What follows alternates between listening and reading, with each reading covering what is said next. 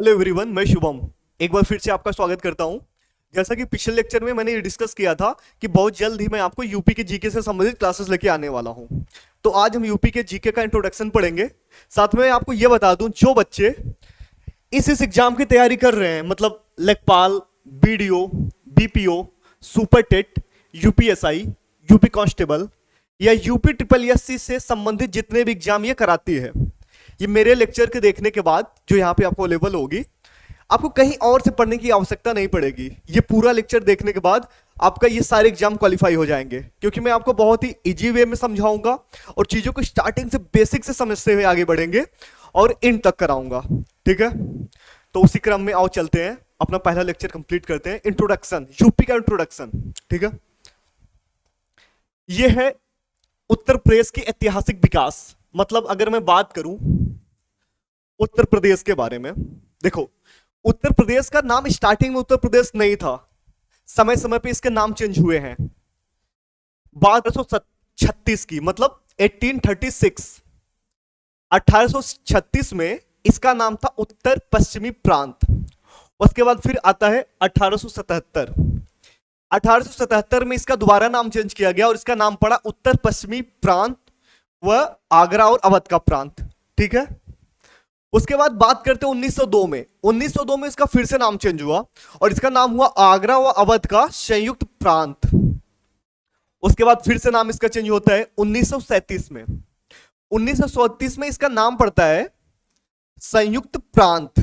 ठीक है, उसके बाद फाइनली आता है 24 जनवरी 1950, जहां पे इसका नाम पड़ता है उत्तर प्रदेश, जो वर्तमान में इसका नाम है।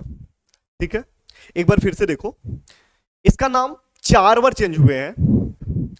पहली बार इसका जो नाम चेंज होता है वो होता है 1836 में, दूसरी बार होता है 1877 में, तीसरी बार होता है 1902 में, चौथी बार होता है 1937 में और पांचवी बार जो होता है, जो अभी उत्तर प्रदेश जो वर्तमान में नाम है, वो पड़ता है 24 जनवरी 1950 को। और 24 जनवरी 1950 में जो 24 जनवरी को ही उत्तर प्रदेश दिवस भी मनाया जाता है। अगर आपसे सवाल आ जाए एग्जाम में, ये क्वेश्चन पूछे कि उत्तर प्रदेश दिवस कब मनाया जाता है, 24 जनवरी, 25 जनवरी, 26 जनवरी या 27 जनवरी, तो आपका ऑप्शन में जो आंसर सही होगा वो होगा 24 जनवरी। ठीक है, आई होप आपको यहां तक समझ आया होगा कि उत्तर प्रदेश का नाम का क्रम कैसे कैसे चेंज हुआ है। ठीक है, अब बात करते हैं उत्तर प्रदेश के पुनर्गठन का। ये जो आप मैप देख रहे हो, ये उत्तर प्रदेश के जो मैप है 9 नवंबर 2002 के पहले का है। अब हम बात करते हैं वर्तमान का जो मैप देखने को मिलता है। हम बात करते हैं उत्तर प्रदेश राज्य का पुनर्गठन का। उत्तर प्रदेश राज्य का जो पुनर्गठन होता है वो होता है 9 नवंबर 2002 को। इसमें होता क्या है, आपको अभी मैंने ओल्ड का मैप दिखाया, ये जो यहाँ के जिले थे, यहाँ के कुछ जिलों को काट दिया गया। यहां से टोटल 13 पर्वतीय जिलों को काट करके एक नया राज्य बनाया गया, जिसका नाम रखा गया उत्तरांचल, वर्तमान में जिसको हम उत्तराखंड भी कहते हैं। उनको अलग करके वर्तमान में जो यूपी का मैप है वो ये है। इसको काट करके ये सारे मैप को बनाया गया। ठीक है, तो अगर बात हो उत्तर प्रदेश को उत्तराखंड पुनर्गठन की, तो आप क्या बताओगे कि सन 2002 9 नवंबर को उत्तर प्रदेश का पुनर्गठन किया गया था, जिसमें 13 पर्वतीय राज्यों को अलग करके एक नया राज्य बनाया गया था, जिसका नाम था उत्तरांचल। वर्तमान में उसका ही नाम उत्तराखंड देखने को मिलता है। ठीक है, यहां तक आपको क्लियर है? ठीक है, आगे बढ़ते हैं। अब हम बात करते हैं क्षेत्रफल की। देखो, अपने जो भारत का कुल क्षेत्रफल है वो है 32,87,263 वर्ग किलोमीटर, मतलब 32,87,263 किलोमीटर। अगर उत्तर प्रदेश की बात करें इसके सापेक्ष में, तो है 2,40,928 वर्ग किलोमीटर। मतलब आप ऐसे समझो, अगर ये पूरा भारत है, इस भारत में जो यूपी का योगदान है क्षेत्रफल की दृष्टि से वो है 7.33% अपॉन 100। और अगर क्षेत्रफल की दृष्टि से भारत में उत्तर प्रदेश का स्थान देखा जाए, वो चौथे नंबर पे आता है। ठीक है, 4th रैंक है इसका इन एरिया वाइज। और भैया अगर जनसंख्या की बात करें तो जनसंख्या के हिसाब से ये पहला राज्य है। आई बात आपको समझ में? मतलब पहला स्थान तो इसने अचीव कर रखा है नो डाउट, पर किसमें? पॉपुलेशन में। अब आपको समझ में आ रहा होगा कि यूपी वालों करते क्या है, इनका सारा काम क्या है। ठीक है, यहां तक क्लियर है आपको? देखो, अगर राज्य की बात करूं क्षेत्रफल की दृष्टि से, भारत में जो सबसे बड़ा राज्य है, पहला है राजस्थान, दूसरा है मध्य प्रदेश, तीसरा है महाराष्ट्र, चौथा है उत्तर प्रदेश। इसके लिए मैंने एक शार्ट ट्रिक भी बनाया था। राजा मंडप में मार खाकर उल्टा गिरा। राजा मतलब राजस्थान, मंडप के मतलब मध्य प्रदेश में मार खाकर, मां मतलब महाराष्ट्र, उल्टा गिरा मतलब उत्तर प्रदेश। ठीक है, नोट डाउन कर लेना। इसमें जो सबसे इंपॉर्टेंट बात है, जो आपको एग्जाम में पूछने वाला सबसे इंपॉर्टेंट टॉपिक यहां से ये बनेगा क्वेश्चन, कि क्षेत्रफल की दृष्टि से अगर राज्यों में बात करें तो राज्य उत्तर प्रदेश का राज्य कौन से स्थान पे आता है भारत में, तो आप चौथा बोलोगे। ठीक है, पहले नंबर के कौन? राजस्थान। और अगर जनसंख्या की बात करें, जनसंख्या की दृष्टि से उत्तर प्रदेश का पहला स्थान है। टोटल 25 करोड़ लोग हैं, और आप कहते हो लोग बेरोजगार हैं। भाई काम ही तो कर रहे हैं ये सब, जनसंख्या बढ़ाना इनका मूलभूत अधिकार है, सबसे बड़ा काम इनका यही है। आई होप आपको यहां तक बात क्लियर होगी। जो सबसे इंपॉर्टेंट चीज थी, एक आपको रैंक याद करनी है जनसंख्या के हिसाब से, और दूसरी जो रैंक याद करनी थी आपको एरिया के हिसाब से। ठीक है, मैं हट जाता हूं, एक बार आप देख लो अच्छे से। यहां तक आपको नोट डाउन हो गया होगा। ठीक है, बाकी आप टेंशन नहीं लो, मेरे टेलीग्राम चैनल पे आपको मैं इसका पीडीएफ मिल जाएगा अच्छे वे से। अब हम बात करते हैं राजकीय चिन्हों को लेकर के, कौन क्या कैसे कैसे है। यह अगर मैं बात करूं राजकीय वृक्ष को लेकर के, यह है राजकीय खेल, यह है राजकीय पक्षी, यह है राजकीय मिठाई, यह है राजकीय पशु। तो भैया अगर राजकीय वृक्ष को लेकर बात करें, तो अपने उत्तर प्रदेश का जो राजकीय वृक्ष है वो है अशोक का पेड़। किसका है भैया? अशोक का पेड़, अशोक का वृक्ष। ठीक है, अगर मैं राष्ट्रीय खेल की बात करूं, तो उत्तर प्रदेश का जो राष्ट्रीय खेल है वो है हॉकी, राजकीय सॉरी हॉकी। और अगर राजकीय पक्षी की बात करूं तो है सारस, जिसको क्रॉन्च भी बोलते हैं। ठीक है भैया, राष्ट्रीय अगर मिठाई की बात करूं, राजकीय मिठाई की बात करूं, तो जाहिर सी बात है आपको ऊपर दिख ही रहा होगा, क्लियर होगा, जलेबी। देखो, आपने यूपी स्पेशल की बहुत जगह से क्लासेस की होंगी नो डाउट, पर सबसे बड़ा लोगों का प्रॉब्लम होता है याद करना। लेकिन जब आप चीजों को देख के याद करेंगे ना, समझेंगे ना, तो फैक्ट ऑटोमेटिक याद हो जाएंगे, क्योंकि ये सबसे लेंदी फैक्ट है। फैक्ट को याद करना बहुत मुश्किल होता है, लेकिन जब चीजों को आसानी भाषा में समझ के आप याद करते हो ना, तो वही चीजें माइंड में हमेशा क्लियर रहती हैं, और जरूरत पड़ने पे ऑटोमेटिक रिकॉल हो जाती हैं। ठीक है, अगर मैं राजकीय पशु की बात करूं, तो है बारहसिंगा, बारहसिंगा। ठीक है, एक बार अच्छे से देख लो, आप नोट डाउन कर लो, फिर से देखो। राजकीय अगर वृक्ष की बात करूं, अशोक का वृक्ष। राजकीय खेल की बात करूं, हॉकी। अगर पक्षी की बात करूं, सारस। राजकीय मिठाई की बात करूं, जलेबी। और अगर राजकीय पशु की बात करूं तो बारहसिंगा। यहां तक क्लियर है आपको? तो आगे बढ़ते हैं। अब आती है बात राजकीय पुष्प की, राजकीय पुष्प और राजकीय फल। राजकीय फल,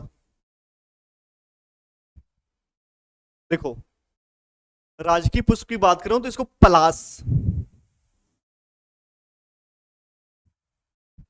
या फिर टेशु। ठीक है, ये राजकीय अपना पुष्प है। और राजकीय अगर फल की बात करूं तो है आम। यहां तक क्लियर है? नोट डाउन कर लो अच्छे से। अच्छे, राजकीय पुष्प, पलास या टेशु, जिसको जंगल की आग भी कहते हैं। जंगल की आग का मतलब ये मत समझना कि जंगल में आग लगा देती है। जंगल की आग का मतलब होता है कि ये दूर से जब ये खिलती है ना, तो ऐसा लगता है जैसे वहां पे आग जल रही हो। ठीक है, ज्वालामुखी जैसा, मतलब आग पकड़ने जैसा कुछ ऐसा। रांची फलाम, मुंह में पानी आ रहा होगा कई लोगों को देख करके। कोई बात नहीं, सीजन आने वाला है, वो भी खा लेना। अब हम बात करते हैं राजधानियों की। देखो, उत्तर प्रदेश की राजधानियां समय समय पे कई बार चेंज हुई है। स्टार्टिंग से लखनऊ उत्तर प्रदेश की राजधानी रही नहीं है। हम बात करते हैं काल की पहले। एक तो होता है 1836 से लेकर 1858। दूसरा जो समय है वो है 1858 से लेकर के 1921। अब यहां पे दो समय है, क्यों है ये मैं आपको समझाऊंगा। 1921 से लेकर के 1935 और 1935 से लेकर के अब तक। मतलब आप समझ रहे हो उत्तर प्रदेश की राजधानियां कितनी बार चेंज हुई है? 1 2 3 4, 4 बार उत्तर प्रदेश की राजधानियां हुई है। 1836 लेके 1858 की अगर बात करूं तो उत्तर प्रदेश की राजधानी आगरा थी। क्या थी? आगरा। ताजमहल से तो आपको पहले क्लियर हो गया होगा। 1858 से लेकर के 1921 तक उत्तर प्रदेश की जो राजधानी थी वो प्रयागराज थी। हाँ, अब प्रयागराज बोलते हैं, पहले इलाहाबाद बोलते थे। तो अब जो भी चीजें होती है ना बेटा, वर्तमान की दृष्टि से देखी जाती है। आई नो आप लोगों का कमेंट आ रहा होगा, सर आप तो गलत पढ़ा रहे हैं, उसको तो इलाहाबाद उस टाइम नाम था। नहीं, वर्तमान की दृष्टि से पढ़नी चाहिए चीजें। ठीक है, तो यहां पर क्या है? प्रयागराज थी, प्रयागराज। कब तक कब तक? 1858 से लेकर 1921 तक। अब यहां पर देखो ना, यह लखनऊ, लखनऊ। ठीक है, लखनऊ की जो राजधानी 1921 से लेकर 1935 थी ना, वो आंशिक रूप से थी। मतलब आंशिक रूप से। और जो इसकी राजधानी पूर्णतः रूप से बनी ना, 1935 में बनी। 1935 में इसलिए कंप्लीटली राजधानी बनी, कंप्लीटली। ठीक है, ध्यान से फिर से समझो, दोबारा समझा रहा हूं जिससे चीजें याद करना आसान हो। पहले तो आप समय याद करो। 1836 से लेकर 1858 ये पहला काल है। दूसरा है 1858 से लेकर के 1921। तीसरे में 1921 से 1935 और 1935 से लेके फॉर नाउ अब तक के लिए। सबसे पहले वाले काल में क्या था? 1836 से लेकर 1858 तक इसकी राजधानी क्या थी? आगरा। 1858 से लेकर 1921 तक इसकी राजधानी क्या थी? प्रयागराज। 1921 से लेकर 1935 तक की बात करूं तो आंशिक रूप से इसकी राजधानी लखनऊ थी, और 1935 से लेकर अब तक इसकी कंप्लीट रूप से राजधानी जो चल रही है वो लखनऊ है। ठीक है, यहां तक बात क्लियर है? एक बार खुद से देख लो और चीजें नोट डाउन कर लो। ठीक है, आगे बढ़ू। आई होप यहां तक आप लोग को अच्छे से समझ आ गया होगा। बेटा चीजों को फील करना है, आपको याद नहीं करना है, चीजों को समझना है। अब जैसे क्वेश्चन कैसे बनता है, ये नहीं पूछेगा आपसे 1836 में इसकी राजधानी क्या थी यूपी की, नहीं। आपसे क्वेश्चन ऐसे पूछ लिया, भारत छोड़ो आंदोलन के समय आपके प्रदेश की राजधानी, मतलब अगर आप उत्तर प्रदेश के हैं, अगर एग्जाम देगा तो आपका प्रदेश ही वर्ड यूज करेगा। आपके प्रदेश की राजधानी क्या थी? आपके पास ऑप्शन में दे देगा आगरा, प्रयागराज या फिर लखनऊ। भारत छोड़ो आंदोलन के समय, भारत छोड़ो आंदोलन कब हुआ था? 1942 के आसपास। ठीक है, तो इसका मतलब इसका ऑप्शन क्या सही होगा? लखनऊ। आपसे क्वेश्चन ये भी आ सकता है कि उत्तर प्रदेश की आंशिक राजधानी लखनऊ कब घोषित की गई? उत्तर प्रदेश की आंशिक राजधानी लखनऊ कब घोषित की गई? आपके पास ऑप्शन में होगा 1921, 1935 या फिर 1858। तो आंसर क्या होगा? 1921।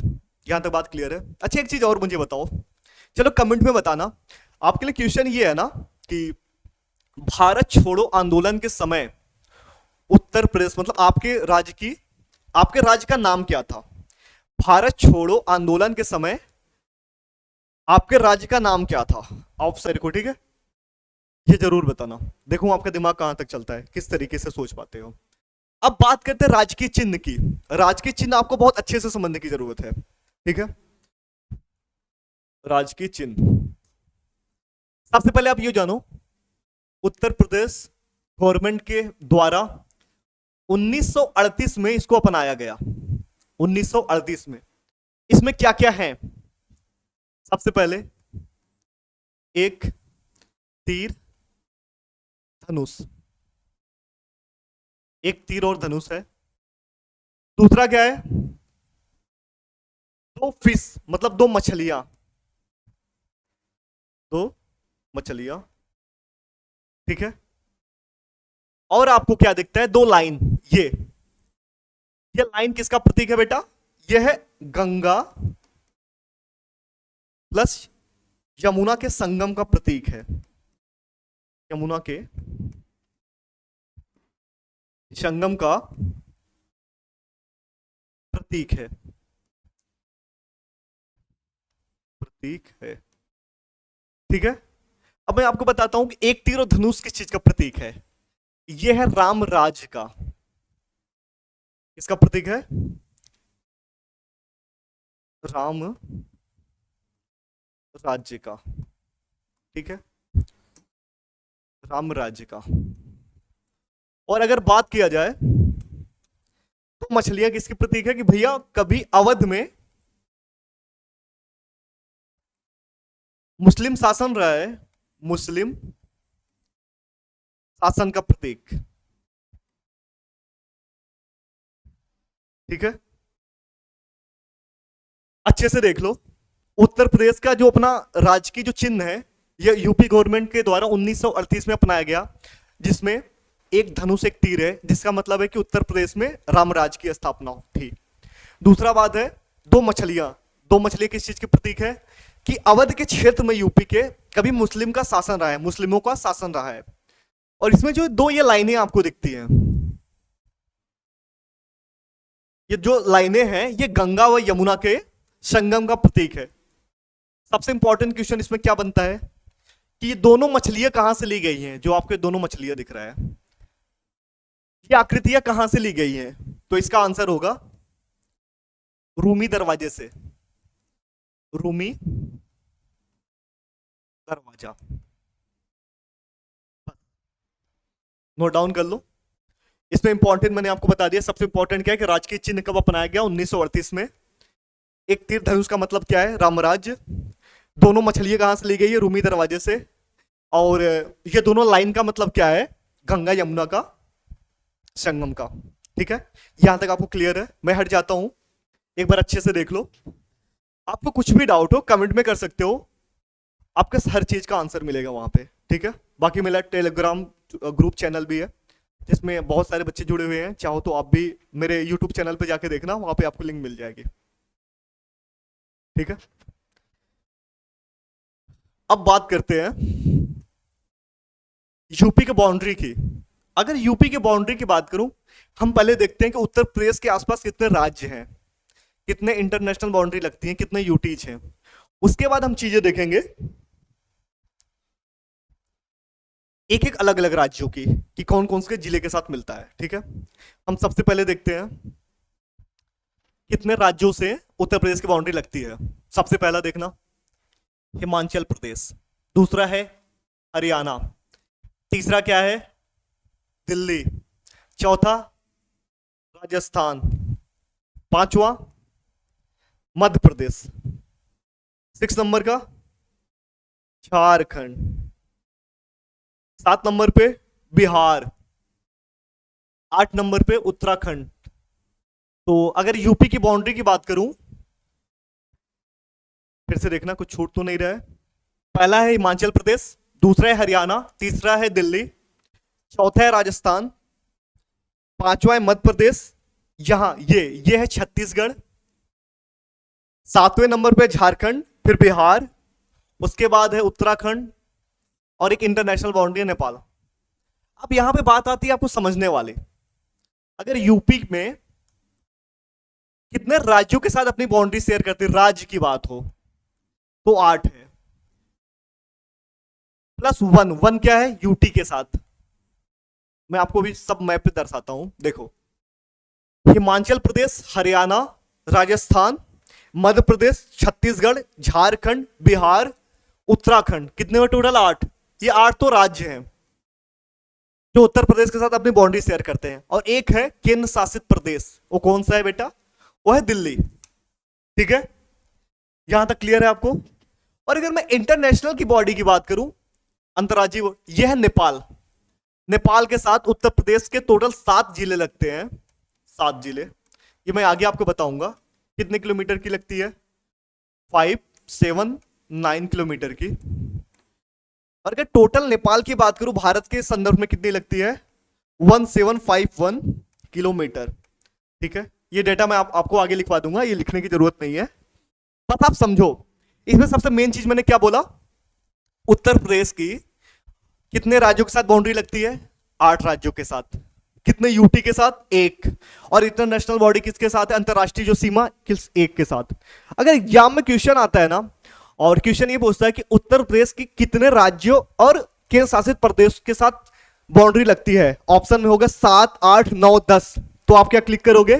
9, क्योंकि इसमें राज्य प्लस आपका यूटी दोनों साथ में दे दिया, तो इसलिए 9 आंसर सही होगा।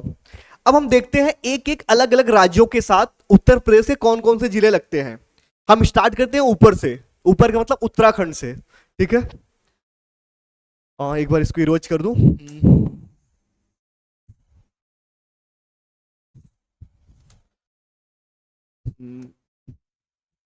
यहां तक तो बात क्लियर ही होगी आप लोग को। अब देखो, बात आती है उत्तराखंड की। उत्तराखंड का पहले मैप देख लो, ये रहा उत्तराखंड। उत्तराखंड का जो है भारत के किस किस जिले, उत्तर प्रदेश के किस किस जिले के साथ लगता है?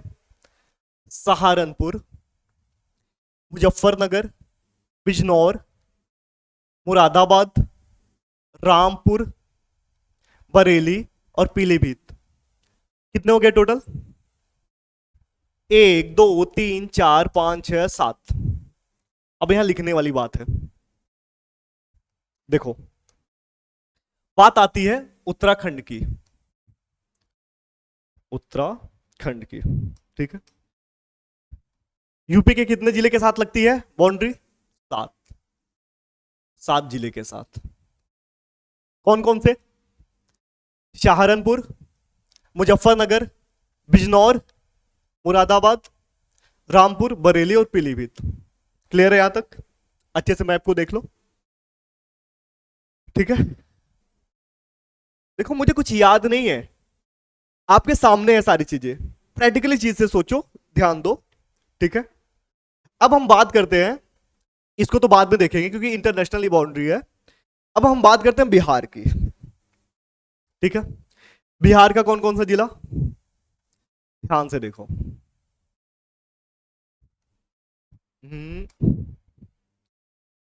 सबसे पहले कौन सा है? महाराजगंज, कुशीनगर, देवरिया, बलिया, गाजीपुर, चंदौली और सोनभद्र। कितने जिले हो गए? 1, 2, 3, 4, 5, 6, 7।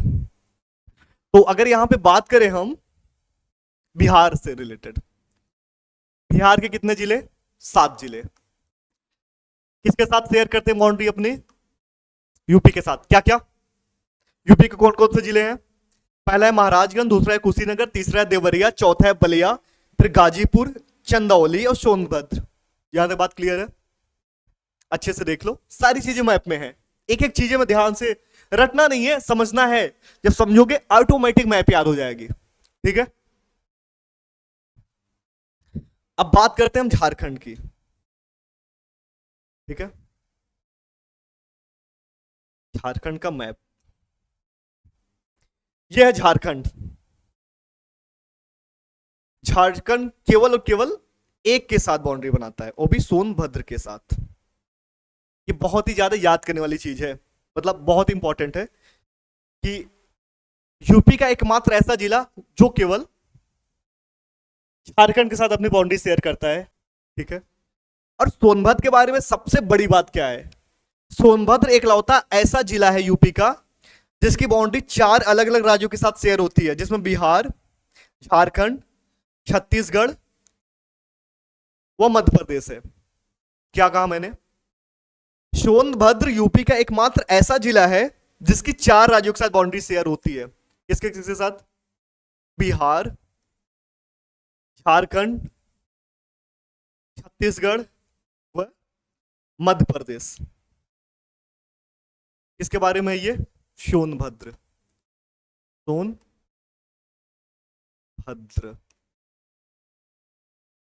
ठीक है। ये अच्छे से देख लो,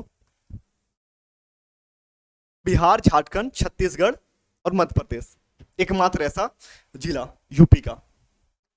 ठीक है, यहां तक क्लियर है आपको? आगे बढ़ू। अब हम बात करते हैं छत्तीसगढ़ की। झारखंड का और छत्तीसगढ़ का एकमात्र ऐसा जिला है जो एक सेम के साथ शेयर करती है अपनी चीजें। ये भी बहुत इंपॉर्टेंट चीज है। अगर मैं बात करूं, यहां पे दिख रहा है सोनभद्र की, सोनभद्र। सोनभद्र के बारे में आपको 2 चीजें बहुत इंपॉर्टेंट तरीके से याद होनी चाहिए। पहली, जिसकी बाउंड्री 4 अलग स्टेट के साथ, ठीक है, 4 अलग अलग स्टेट। कौन कौन सा मैंने बताया आपको? बिहार, झारखंड, छत्तीसगढ़ और मध्य प्रदेश, इनके साथ शेयर करती है। ठीक है, साथ में सोनभद्र एकमात्र ऐसा जिला है जिसका छत्तीसगढ़ और झारखंड के साथ बाउंड्री शेयर होती है, अकेला। अगर छत्तीसगढ़ की बात करूं, केवल केवल छत्तीसगढ़ सोनभद्र के साथ लगती है। और अगर मैं बात करूं झारखंड का, वो भी केवल केवल किसके साथ लगते हैं? सोनभद्र के साथ। मतलब सोनभद्र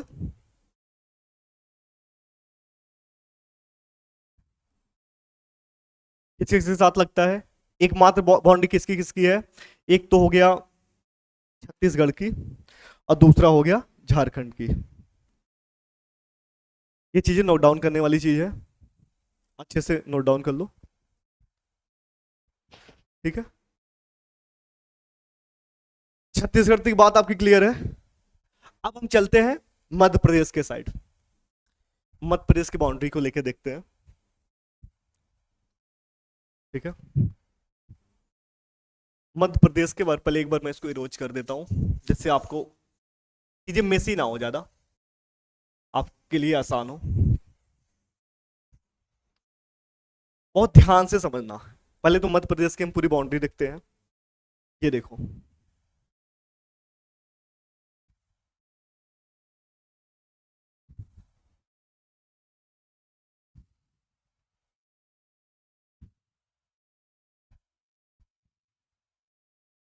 ठीक है,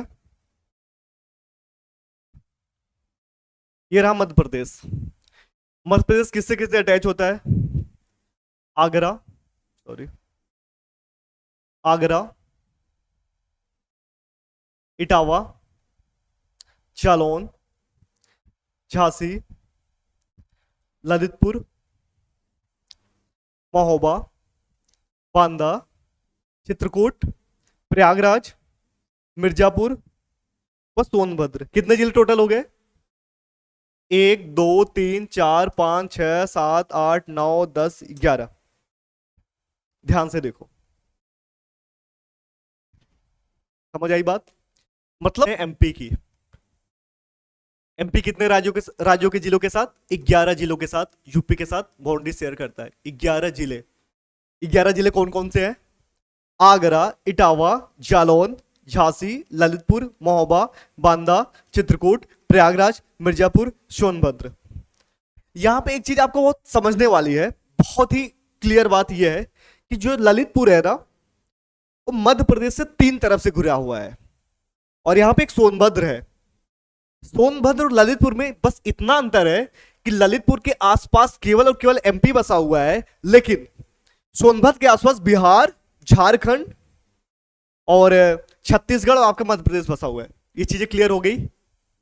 इन लोगों को बहुत ज्यादा डाउट रहता है, अगर क्वेश्चन आ गया ऐसा कौन सा जिला है जिसके चारों तरफ अलग अलग राज्य हैं, जिसमें छत्तीसगढ़, झारखंड, एमपी और बिहार, तो आंसर होगा सोनभद्र।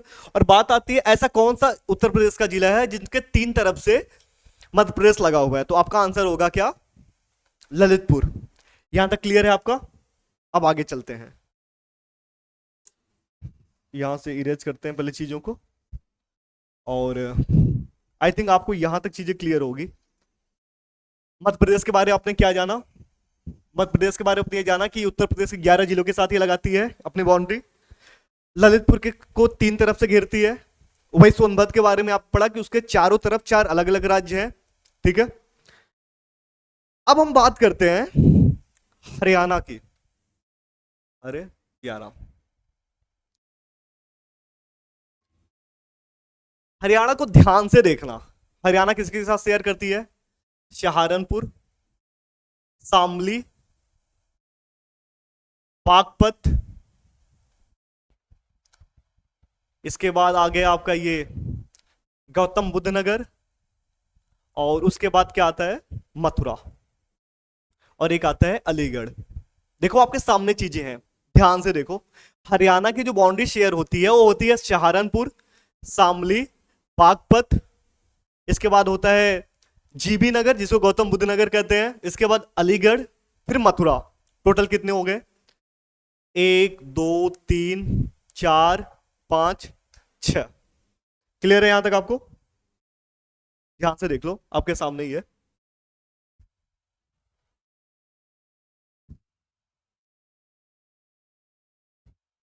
ठीक है, तो आप हरियाणा के बारे में क्या लिखोगे? जो हरियाणा है ये यूपी के 6 जिलों के साथ अपनी बाउंड्री शेयर करती है। 6 जिले, 6 जिले कौन कौन से हैं? सहारनपुर, शामली, बागपत, जीबी नगर, अलीगढ़ और मथुरा। ठीक है, देख लिया अच्छे से। अब हम बात करते हैं राजस्थान की।